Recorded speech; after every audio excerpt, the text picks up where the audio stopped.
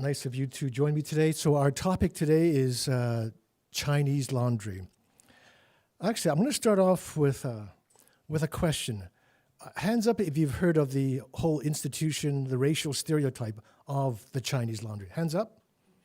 Actually, maybe let's switch this around. Who has not heard of the Chinese laundry? Who has not? We have one. All right. So many of you have heard of the Chinese laundry. So my purpose today is to convince museums and curators why my ascription, the Chinese laundry, should be in museums. So my opening slide here is Vancouver, 1884, right in the waterfront here in Gastown. At the bottom it says City Archives, J.S. Matthews, and this goes back to 1884. So 1884 would be 2 years before the incorporation of Vancouver. So what I want to talk about today is the elephant in the room. Not this room, but in the room of Canadian museums and Canadian archives right across the country and also within Chinese museums even. So I want to shine a light on Chinese laundries, its significance in Canadian history, North America, what the Chinese referred to as Gemsan, Gold Mountain. So you may be interested in knowing, why are you talking about this? Are you an authority on Chinese laundries? Are you an academic? Are you a historian? I'm none of that. In fact, I barely got past high school, actually. So I have to tell you and confess that my only credential is that I was there. All right? When my parents purchased the laundry in 1948, shortly after they got together again, so my family purchased the Union Laundry. Back then it was called Jinli Laundry, and after my parents purchased it, it got renamed to Union Laundry, not because of its labor practices, but because of the street we were on. All right. And in case you didn't know, Union past Vernon Drive becomes Adirondack. It becomes Adirondack until it hits Boundary, then it resumes being named Union Street again. And that's because the people east of Vernon did not want to be associated with those people on the 200 block. Back then, this is before my time now, there was bootleggers, there was things happening that for whatever reason east of Vernon wanted to change the name. So here's an image here from Life Magazine USA, February 17th, 1947. And this gentleman looks very tired. So long days, long hours, maybe his wife is in China, and just wondering about his lot in life, if this is really indeed Gold Mountain. As far as I know, there are no laundry installations in museums in British Columbia. Not at the Museum of Vancouver, not at the Royal BC Museum, and not at the brand new Chinese Canadian Museum. So with my talk today, I'm hoping if there's any curators out there in Greater Vancouver, British Columbia, I hope to change your mind. So as John mentioned in the opening, that old phrase, cringe-worthy phrase, no tickee laundry. And this is just straight off the internet, all right? What is the origin of the phrase no tickee, no laundry, or no tickee, no washi, or no tickee, no shirty? No ticket, no laundry comes from the ridiculing the speech of Chinese immigrants who stereotypically ran laundries. It can be used to mean if you don't have something required, you won't get what you want. In this specific case, you must have the receipt from dropping your laundry off to get your laundry back. I wouldn't think it would be in good taste nor politically correct to use this phrase now. You are correct. Chinese laundry is a brand of women's and handbags. Anybody in here wearing shoes or handbags made by Chinese laundry? All right, you don't have to put your hand up. So this is to show you how even like a fashion company recognizes that the Chinese laundry is a brand. It's recognizable, and much to my chagrin, this company has used it as, well, it's cultural appropriation. What can I say? All right, here's an image here from William Smith, better known as Amour de Cosmos, British colonist was the Times colonist newspaper, politician, and this paper that we're looking at is the Montreal newspaper called Canadian Illustrated News. Maybe if you can look in the background there, it says washing and laundry. Qilong, it says there. Amour de Cosmos. He may have been a lover of the world, but he was not a lover of Chinese people, all right? Speaking of putting the Chinese through the ringer, there's the middle image there. On the far left there, mi washi I all cleany. Me use soapy. If you're in the UK, you may not be calling that tool there for wringing out laundries, a wringer. You may know it as a mangle. Anybody know it as a mangle? Yeah, mangles. Mangle, wringer, well, yeah, whatever, it's the same thing. It's either way the Chinese person is being put through the wringer there. And this is only a sampling of things that I found on the internet. There's no shortage of derogatory images of the Chinese laundryman being denigrated. Anybody from CBC here or formerly from CBC, you can look away here. Years ago on CBC, there was a program called Ideas, and they did a story on Chinese laundries. In this Ideas program, producer Yvonne Gall explores the legacy of these Chinese pioneers through the stories of the children who grew up in their parents' laundries. This is her documentary, Chinese Laundry Kids. The Chinese laundryman was once ubiquitous in almost every town and city across the land. So much so that the occupation of laundryman became synonymous with the Chinese. But this very identifiable minority endured many hardships, the least of which were racial slurs and ridicule. Now Mr. Wu was a laundryman in a shop with an old green door. He'd iron all day, your linen away, he really makes me sore. He's lost his heart to a Chinese girl and his laundry's all gone wrong. All day he'll flirt, scorch your shirt, that's why I'm singing this song. Oh, Mr. Wu, what shall I do? I'm feeling kind of Limehouse Chinese laundry blues. Men, mostly from the southern coastal parts of China, came first to the gold fields in California and British Columbia.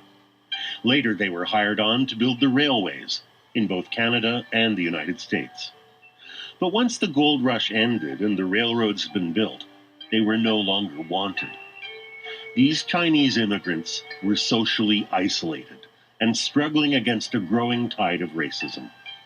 They gravitated to jobs shunned by the white community, jobs like washing clothes. With a minimum outlay of capital and requiring little English, they opened up hand laundries. It was a hard life, but they persevered because returning to communist China and a life of poverty was not an option. And they endured so their children would have a better life. In this Ideas program, producer Yvonne Gall explores the legacy of these Chinese pioneers through the stories of the children who grew up in their parents' laundries. This is her documentary, Chinese Laundry Kids.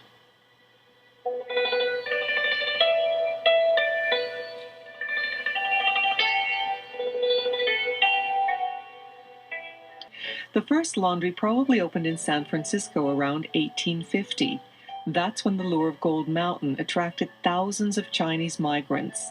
But once here, white miners in California and British Columbia didn't want foreigners moving in on their claims and settling in their towns.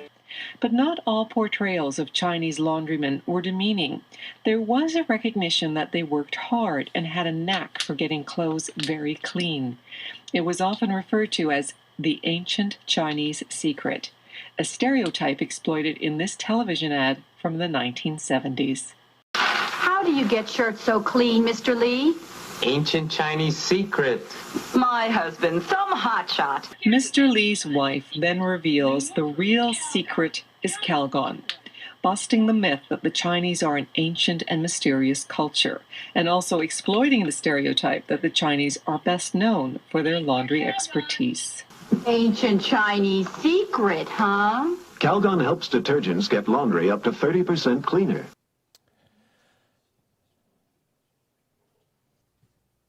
All right. It's hard to believe, but at one time, laundries were sent to the Sandwich Islands, Hawaii, for washing because there were no local laundries. And perhaps that's when the Chinese, after they were unemployed after the completion of the railway, found a business opportunity. So why the growth of laundries and the need for clean clothes? Well, there was an awareness of diseases caused by germs and bacteria, and that therefore you need to have clean clothes and to keep yourself lickety-split clean. And cleanliness was also tied in with a higher social standing. I mean, who wants to date someone that's smelly with the dirty clothes, right? And there's also, in terms of industrialization, urbanization, there was the densification of cities resulting in less space in apartment dwelling to wash laundry. Did the Chinese operate laundries in China? No. Washing was considered, in North America, washing was considered women's work. So to the North Americans, macho males, no competition. Well, what other reasons were there? Was low capital startup costs, unskilled labor. You didn't have to go to school to learn how to wash clothes manually. It was labor intensive. And well, of course, it was also a little bit demeaning to be washing other people's filthy clothes. All you had to do was be prepared to put up with long hours, 6 to 7 days a week, something that I'm not unfamiliar with, and be your own boss. You can hire yourself. No one's going to fire you. There was all types of legislation, bylaws, ordinances in America to stymie Chinese laundries in both countries. I mean, this is just both in Canada and USA. I would imagine it's probably very similar to New Zealand, Australia, and all the other countries in the British Commonwealth. There was legislation to stymie Chinese laundries, sanitation, health legislations to stymie Chinese laundries, bylaws to prevent hiring white women, bylaws by organized labor protesting against Chinese laundries, limitations of hours of operations, municipal zoning bylaws, competition to white laundries, American ordinances in 1870s, San Francisco, forbidding Chinese people to carry laundry on horizontal bamboo poles. And the list just goes on and on and on. And any one of these topics would be an academic dissertation. All right? So I'm just simply gleaming over all these large topics. As an example here, this is something I found on the internet. This is from like 13 years ago. It says here, permits were required to operate a laundry in a wooden building, but not in a brick one. Chinese-owned laundries were almost always in wooden buildings. So when they came in for a permit, the judge would deny it for Chinese-owned businesses and allow it for white-owned laundries. Here's something that you may not know. This is just something I kind of grew up with. So in Chinese, the top word is, in Chinese, it says, sai yi guan. So literally, wash, clothes, place. And the second word is yi xiang guan, literally clothing shop. So if you were a Chinese laundryman in North America and your family, your wife and children are wondering, what's Dad doing over in Gold Mountain? Do you want your family to think that you are washing the dirty clothes of the white man? No, you're going to write down something really generic and let them think that you're doing something better. So if writing letters, they would use the second word, yi xiang guan. So, Dad is selling clothes, selling retail suits in North America. Oh, goody. Right off the internet, according to sources in Wikipedia, around roughly 1900, one in four ethnic Chinese men in the United States worked in a laundry, working typically 10 to 16-hour days. So this is America. 1 in 4 honestly, I think the numbers may not be that far off for the Canadian experience. And here's something from I ripped from the web page of pastpresents.ca. The genealogist is Linda Yip, and I know you can't see it on here, but if you look here on these occupations there, like labor, laundry, laborer, labor, laundry, labor, laundry, that gives you an idea of how commonplace the occupation, the Chinese laundry was.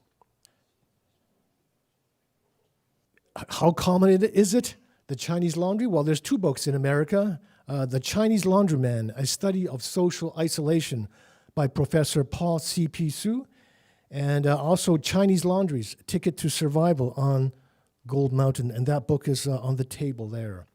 I had the good fortune to submit my little story in John's book, the late John Jung. Closer to home in Canada, there are 2 books that comes to mind: Enduring Hardship, The Chinese Laundry in Canada by Professor Bang Seng Ho. And the other book that comes to mind is writer Judy Fong Bates, who also grew up in the family laundry. She's a lot older than I am, so she would have even more interesting stories. And her book is called China Dog and Other Tales from a Chinese Laundry. Heck, even in New Zealand, there were so many laundries in New Zealand. There's a book called Starch Work by Experts, all right, by Joanna Bolivo. All right, so in Ottawa, what I knew as the Museum of Civilization, I guess that was, or Museum of Man. I think at one time it was the Museum of Man, then it became Museum of Civilization. Now it's this Museum of History, I believe. So they do have a laundry installation there in Ottawa. So there you go. Heck, even in Greenwood, there's an exhibition in the museum there, the Hop Sing laundry. Hop Sing, I know, is a character in the show Bonanza, but Hop Sing, hop means together, sing, success. So together we succeed. So that's a common name. It's not actually a person's name. You'll find that a lot of businesses in the old-time Chinese, they had common names. It doesn't mean it's their name. It just means get rich or be successful. That's why you hear some of these names, Hop Sing. And closer to home, getting a little bit personal here, this is the laundry that I grew up in for me it's 1960s, but my parents purchased this building in 1948. That's in the southwest corner of Union and Gore. Today it's Nora Hendricks Social Housing, and right behind today would be the Prior Street ramp to the Georgia Dunsmuir Viaduct. So eventually we would be pushed out, expropriated, and this block today is quite often you hear in the news as being the 200 block Union, quite often known as Hogan's Alley, the former community that had a lot of black community. I wouldn't say, maybe it's before my time. I know the black community says it was black, but in my time, in the 1960s, it was a quite multicultural mix. Maybe in the 1930s it was more black, but I couldn't say. And 1960, you can't see me in this photograph in 1960 because I'm in my mom's tummy. So behind there, behind my dad, and then just below the clock is an ironing table.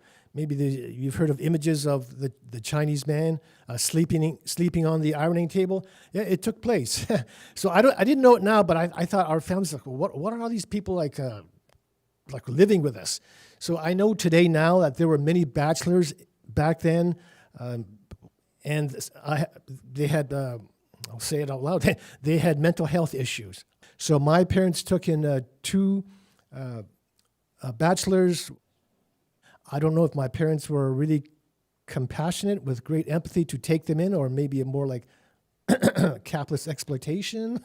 We're not sure. But anyway, Lo Wu would sleep on the ironing table back there, and I still have images of him smoking Vo tobacco with his pipe. So I feel terribly now that as a juvenile, sometimes I didn't treat them very nicely, and I wish I could have those days back and redo things over again, because back then I was a real jerk, I tell you.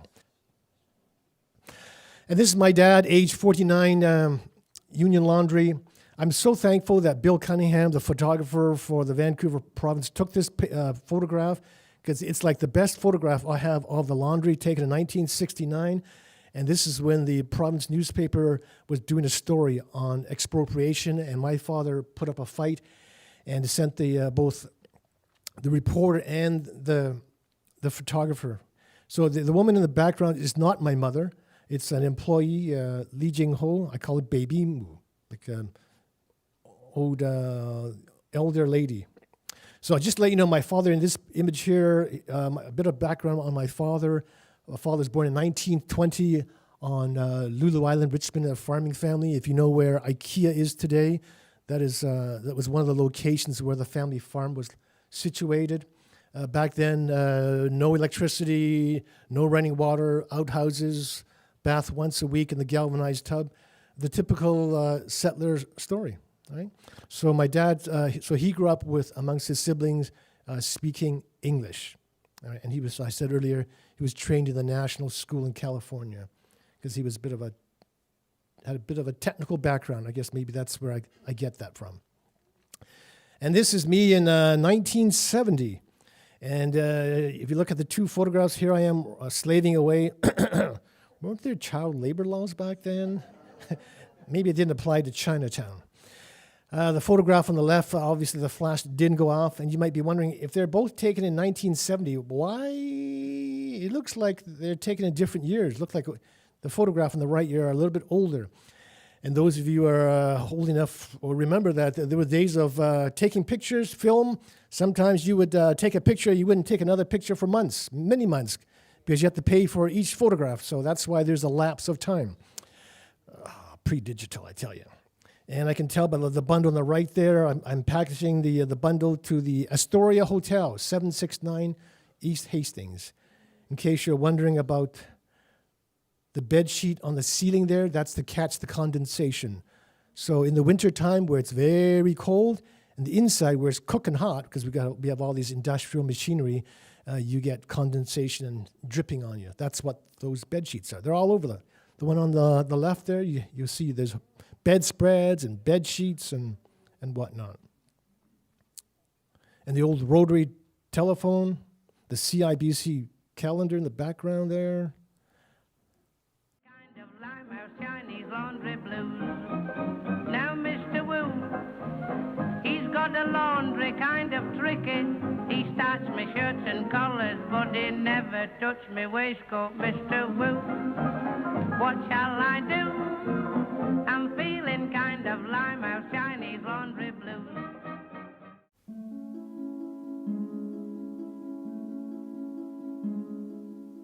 Between 1948 and the mid-1980s, my family ran the Union Laundry at 274 Union Street at Gore Avenue in Chinatown, Vancouver. We lived upstairs. The upstairs was always toasty warm from the heat generated downstairs by all the industrial machinery. In the summer, butter left out accidentally would become a pool of yellow liquid in no time. Hey, who left the butter out? The front of the laundry had the retail counter, while the back of the laundry was where all the work took place. In the washing area, there'd be water everywhere on the ground as it splashed out of the machines. Wearing gumboots was a good idea in this area. Our retail customers were bachelors living in nearby rooming houses. Hello, can I help you?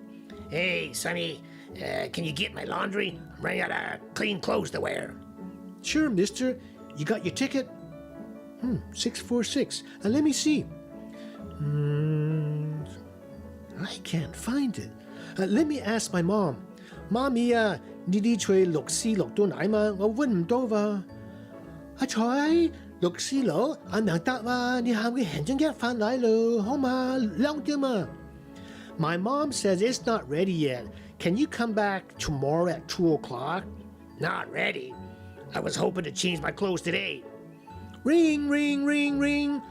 Hello, Union Laundry. Ooh? Tropicana Motor Inn? Missing 20 bed sheets? Oh, maybe we delivered one bundle to another customer by accident. Let me check with my dad and get back to you, okay? I'll call you back right away. I promise. Okay, bye.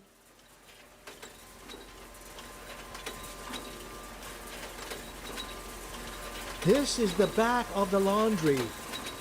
I said, this is the back of the laundry. Can you hear me? In kindergarten, standing on wooden boxes, us kids would start out folding fluffy towels and terry bar tops from beer parlors. Anytime we had a load of dirty bar tops, our whole laundry smelled like a stinky beer parlor on Hastings Street. As us kids grew taller, we graduated to folding pillowcases, bedspreads, and bed sheets. When I was in grade 4, I was coordinator of orders, a big job normally done by big people. After school, I took over at 4:30 p.m. as our employee went home. After wrapping hundreds and hundreds of packages with a twine a week, I had thick calluses on both my palms. Sundays may have been the Lord's day of rest, but for us it was equipment maintenance day because the equipment was not in use. I would help my dad lubricate bearings with a grease gun, an icky job. Hey, Alvin, climb up there and grease that top bearing, will ya? Okay, Dad.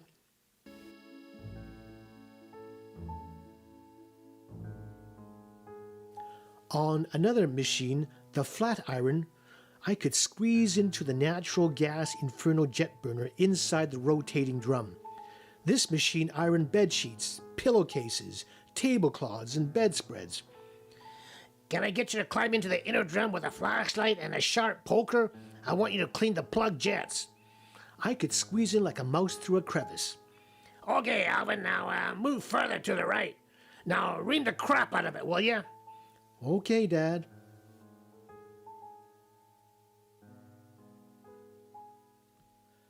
In the non-busy winter season, Dad would send me into the bottom of a wash machine. I'd first crawl into the open hatch of the Nassau capsule with a flashlight. With electrical power off, he would put the gear in neutral. Then he proceeded to slowly rotate me down until my hands could reach the mother lode at the bottom. While rotating in the drum, I always said to myself, how could people forget to remove their money out of their pockets before giving their dirty clothes to us to wash? They must have money to burn or something. Hooray! Jackpot! With the free money, I knew what I was going to buy. Sarah was super duper friendly. Her business sign said 7 Up. You like it, it likes you. Learning to read, I loved reading the sign. Back and forth, forth and back. This is where I first learned about a non-Chinese food called French fries.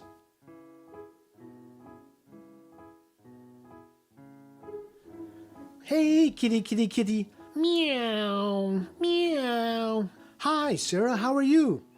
Hello, Alvin. How are you? How is your mama? Good. She's busy working. What would you like today, Alvin? Can I have some French fries, please, Sarah? All right. Hey, Sarah, who are the people in your pictures? Daddy's my family in the Caribbean. All I knew about the Caribbeans were pirates. The radio was tuned to OR 600, News Talk Radio with Jack Webster. He'd say, "We'll be back tomorrow at 9 a.m. precisely. I'm Jack Webster." Other days, the radio was tuned to WX 1130 Country. There'd be Glenn Campbell, like a rhinestone cowboy. Doo-doo. Here you go, Alvin. Thanks, Sarah. Thank you very much. I love French food. I like my mom's home Chinese cooking too, but French cuisine is the best. I frequently tagged along with my dad on deliveries in the Volkswagen van. My dad loved the Volkswagen. Easy to fix, he always said, nothing to him. On the Chinatown run, the Yenlock restaurant was one of several Chinese restaurants which held wedding banquets on weekends. Their tablecloths were gold color. The bags and bags of dirty tablecloths were heavy to lift, but even though I was a scrawny kid, I could carry heavy bags up and down the stairs on my shoulders, no problem. Pickups and deliveries into West End hotels was a real eye-opener. I realized some kids my age had fun summer vacations, visiting other cities or countries, touring, swimming, eating in fancy restaurants. However, for my family, summers was our busy season. Laundry everywhere. Dirty laundry, clean laundry, fluffy laundry, bundle laundry, as far as the eyes can see. All hands on deck. No time for fun in the sun. Hotels had indoor swimming pools. In some hotels, there was even a sauna room, a steam room, and whirlpool too. I wasn't quite sure what the difference was. However, I did recognize the chlorine bleach smell of the swimming pool since we use bleach for washing. Every time I saw kids my age swimming in hotel pools, I thought about signing up for the free swimming lessons sponsored by the Vancouver Sun newspaper. The application was in the funnies section of the paper.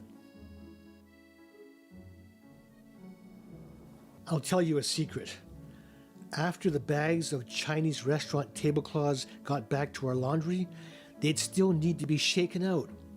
You see, the waiters never bothered to pick out the dirty paper serviettes, the swivel sticks for alcoholic drinks, chicken heads, crab shells, lobster shells, all from fancy Chinese wedding banquets. Sometimes there would be chopsticks, silver forks, which would get added to our kitchen utensil collection. Hey, look! Wrapped up wedding cakes in pretty doilies still. This should still be good to eat. As an adult, whenever I stay at a hotel or dine at a nice restaurant, I always think of my young self that used to wash and wrap all them tablecloths, bed sheets, and towels. Monsieur, a little more wine? Oui, yes, please. Oh no, I spilt the glass all over the tablecloth.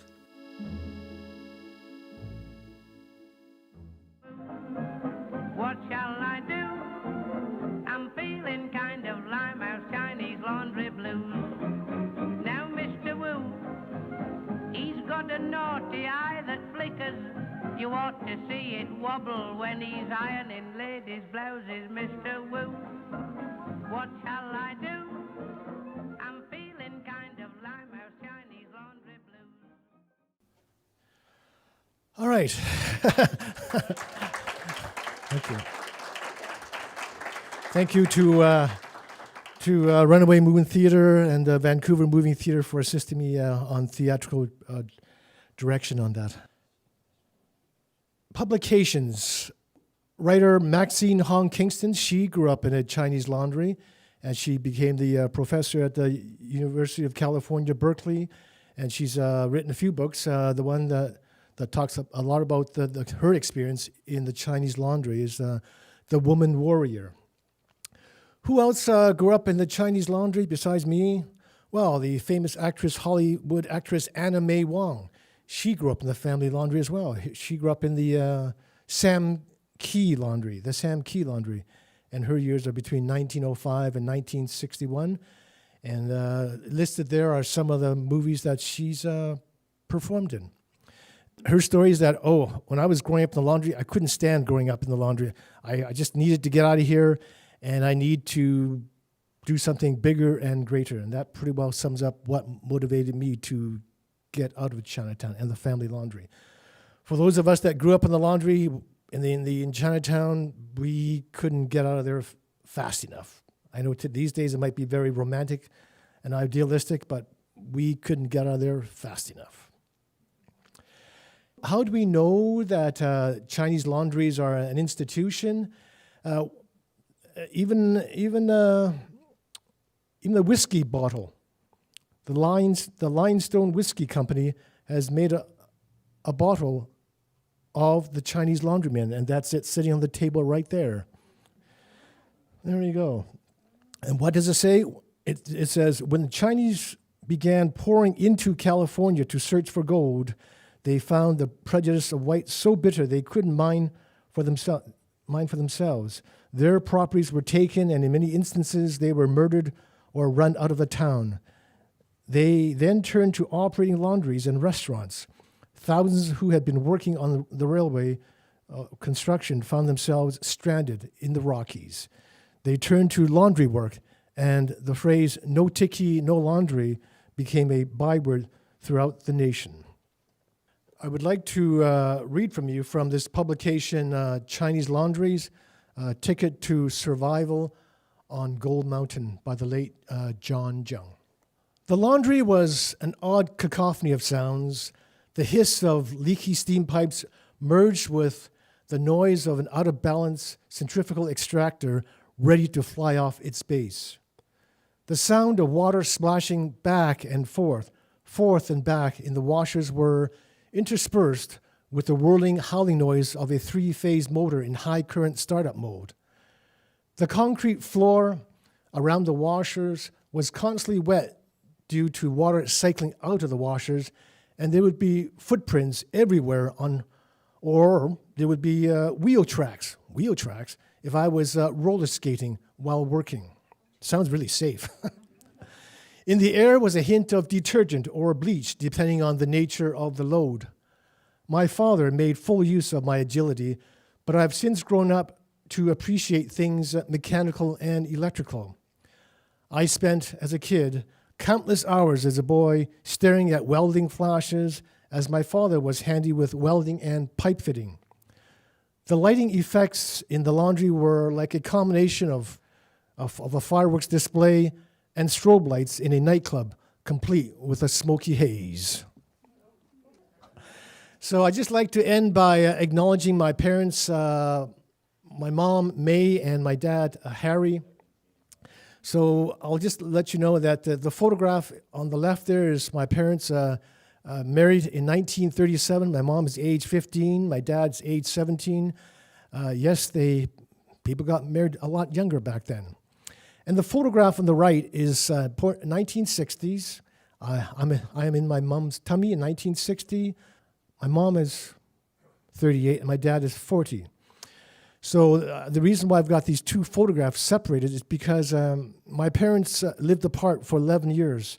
So as you may well know, if you've been following the news, 2023 is the 100th anniversary, is 100 years commemorating the 1923 Exclusion Act. So my parents were separated because of the Exclusion Act. So my father arrived in China in 1937 to obtain a Chinese culture and education, and unfortunately he had bad timing.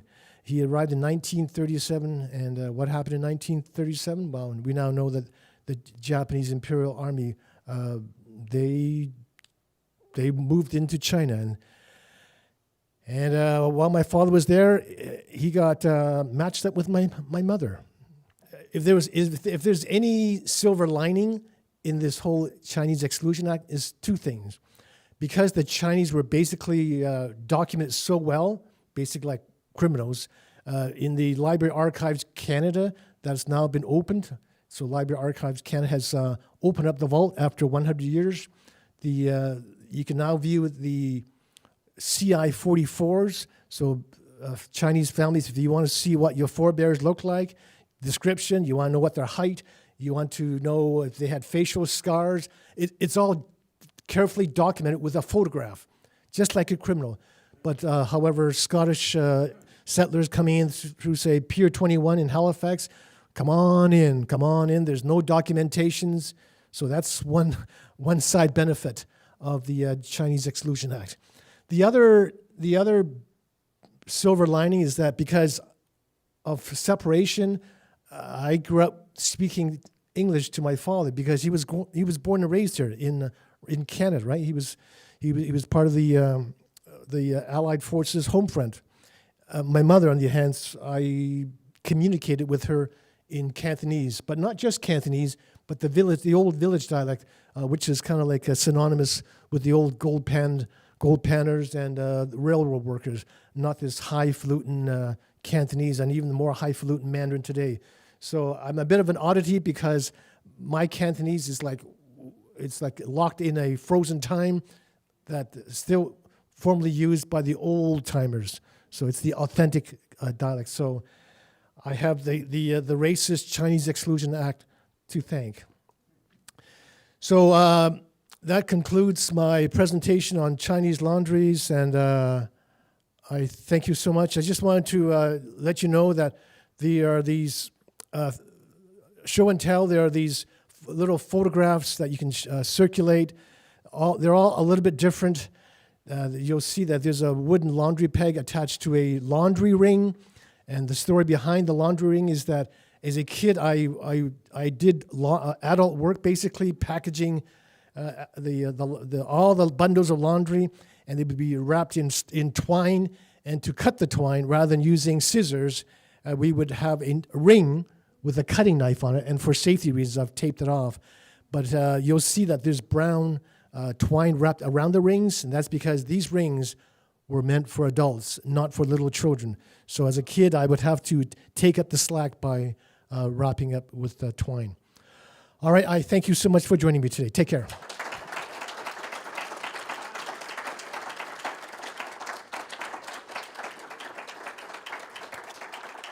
All right, are there any questions at all? Oh my goodness. I'll have, the first hand up was John. Yes. Thank you very much for that, Elwin. My question is, it seems from what we saw that much of the laundry work was commercial, was for hotels and restaurants and things like that, rather than personal stuff. Was that It was a mix. It was a mix. So we had retail as well, as you noticed in the shadow there. We had bachelors come in, not just bachelors, but whoever didn't have a laundry, we will wash their laundry. So that was retail, and we also had commercial hotels and restaurants and cafes and diners. So it's a mixed bag, and it's so it's mixed. It wasn't just one or the other. It was a mix. Next question was, I think it was Vern. Did your parents encourage you and your siblings to continue the family business, or did they encourage you to get an education and make a different life for yourself? Yeah, so there was always a bit of pressure, like not just in Chinese laundry parents, but I think in a lot of Chinese Canadian families to excel in post-secondary institutions, get an education, and do better than us. Just that's like for most parents. And honestly, yeah, that's an explanation why the next generation, they all got an education and couldn't get out of Chinatown fast enough. Yeah. Thank you. Yes, question. Mm-hmm. I just was wondering if you know about the kind of, like the Chinese laundry and Canadian lit is not quite so iconic as the Chinese restaurant. Fred Wa's written a book called Diamond Grill about his father's restaurant in Nelson, the Diamond Grill, and Disappearing Moon Cafe by Sky Moon, I think. Sky Lee. Sky Lee, yeah. And but it's really, I'm just trying to think if I know there's some essays on the Chinese laundry, but it would be interesting to know if there's any fiction or autobiography based on it. But that's very interesting presentation, fantastic. Yeah, thank you. So one thing, Susan Ellison, who's famous around here, was writing for the Similkameen Star in the 1900s and the 19-teens about her husband's early travels in the Similkameen, and she states in one of her articles that when he first arrived at the forks of the Tulameen and the Similkameen rivers, there was Johnny McDougall, who was a Métis from Red River who had worked for the HBC. He was panning for gold up here, and so were some Chinese miners. So it's kind of interesting that some of the earliest people to surface in the Princeton area were not necessarily white trailblazers, but Chinese gold panners and Johnny McDougall and others like that. I would say Chinese restaurants are more talked about, better documented, and you'll see them in installations. I think part of the issue with the Chinese laundry is that there's a lot of shame attached to this racial profile. And I mean, it's a racial stereotype. So my response to that racial stereotype is like, hello, like racial stereotypes are based on something. It's because there were so many of them. There's such a plethora of the Chinese laundry. So there's been a real reluctance, even within my community, to talk about the institution of laundries. It's humiliating. It was degrading. And it's the same reason why a lot of the Chinese never talked about this thing of exclusion. It was humiliating. So we don't want to bring it up. And that's why we have an entire generation of the children whose parents were completely separated for many, many, many, many years, but don't know about it because our parents didn't want to talk about it. Similarly with the Chinese laundry, we don't want to talk about it. Let's talk about something else. All right. Another question. Yes. Elwin, what happened to the business after the building was expropriated? Did it keep going, or was that it? So after the expropriation, my father was a holdout for many years. He wanted a better deal from the city of Vancouver. So eventually, all my neighbors got expropriated, much to my chagrin, because they were all my playmates. So eventually, the city of Vancouver offered my father a significant amount of money. And what did my father do with this money? And as a kid, I had hoped and prayed that we would not continue with the business. What did my parents do? They built a brand new laundry, double the size, across the street. It's like, there goes my social life. I had dreams of ice hockey school camps and Boy Scouts, and I spent the rest of my life, my childhood life, working in the laundry. And shortly after that, both my parents passed away while I was in my 20s from cancer in quite succession. So eventually, so that was, so I think when we moved away from our original address of 274, it was a series of bad luck in our family. We'll just leave it at that.